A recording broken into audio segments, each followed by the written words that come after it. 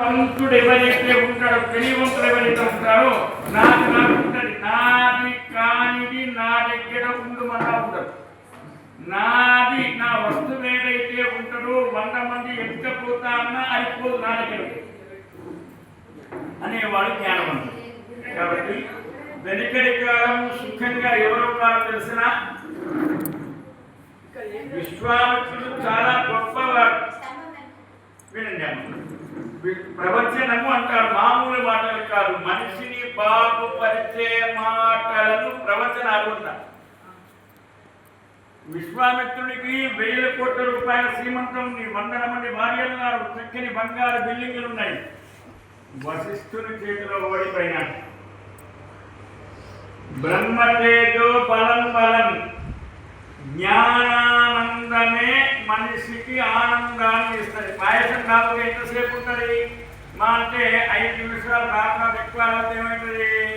లోక్ ఈ పాయసం తాగబోతే ఎంత తాగుతారు? మా అంటే 2 కప్పులు 3 కప్పులు తాగుతారు. ఒకే 10 కప్పులు ఎంత ఏం చేస్తారు వారు? ఈ దండం పెట్టారు. అయితే జిలేబీలో పట్టిన తర్వాత నాకు అసం వస్తుంది అంటారు.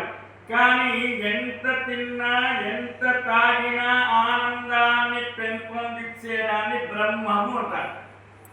తిన్నా కొద్ది ఆనందమే, అనుభవించినా కొద్ది ఆనందమే. అయితే ఇప్పుడు బ్రహ్మోత్సవాలు ఆనందమైన ఉత్సవాలు. ఎలా?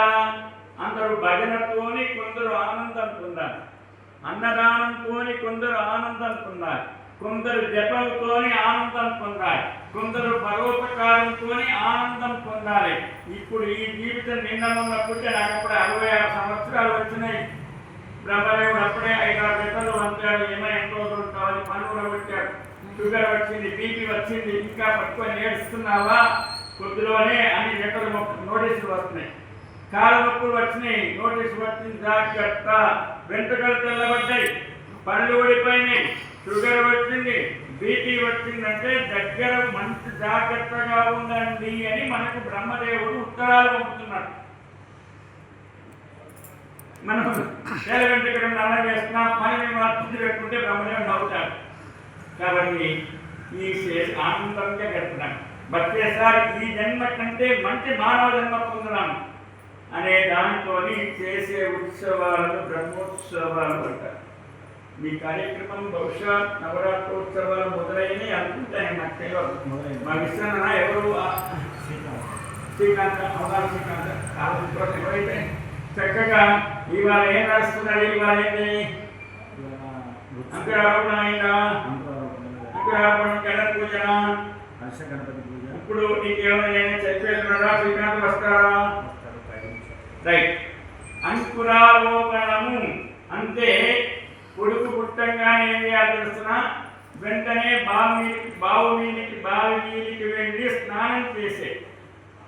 వెంటనే స్నానం చేసిన తర్వాత మామిడి చెట్టును, వెలగ చెట్టును, జామ చెట్టును నాటే, ఓ రాగి చెట్టును నాటే.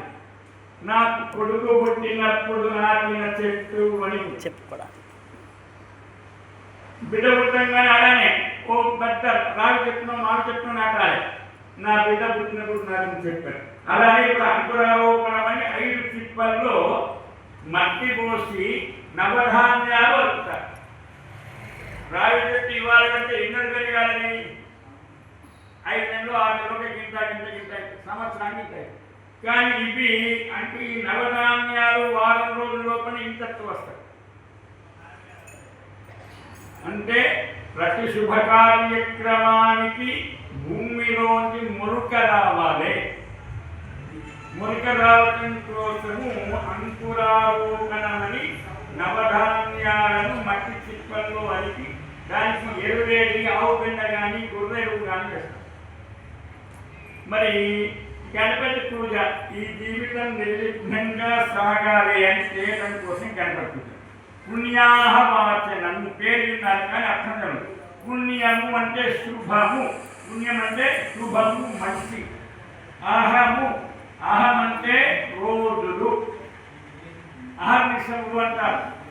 అంటే ఇక్కడి సంధి ఇప్పటి సంధి ఇవాళ సంధి ఇక్కడ నుండి మాకు అన్ని శుభ శుభమైన రోజులు మంచి రోజులు అవుగాక వచ్చుగాక అని చేయటం కోసం చేసేదే పుణ్యాహవనం.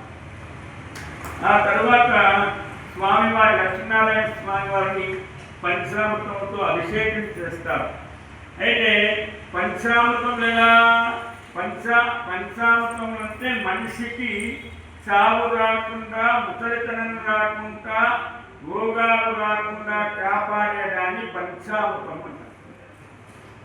పంచామృతము ఎలా తయారు చేయాలి అంటే, మనం 1 లీటరు పంచామృతము తయారు చేయాలి అంటే 50% అంటే 50 పైసల పాలు, 25 పైసల పెరుగు అంటే 75, 10 పైసల తేనె అంటే 85, తర్వాత 5 పైసల నెయ్యి అంటే 95, మిగతా 10 పైసలు పండ్ల రసములు కలపవలెను. పండ్ల రసాలు లేవు కాబట్టి బెల్లం కలపాలి. బెల్లం లేకుండా ఏం చేస్తున్నారు? చక్కెర కలుపుతున్నారు. దాన్ని వెండి గిన్నెలు మన ఇండ్లలో ఉన్నవి, కానీ అవి లాకర్లలో ఉన్నాయి. భాగ్యం కాబట్టి మళ్ళీ ఇక్కడ ప్లాస్టిక్ గిలాసులలో, ఇనుప గిలాసులలో పంచామృతాలు వేసుకుంటారు. అర్థమైందా?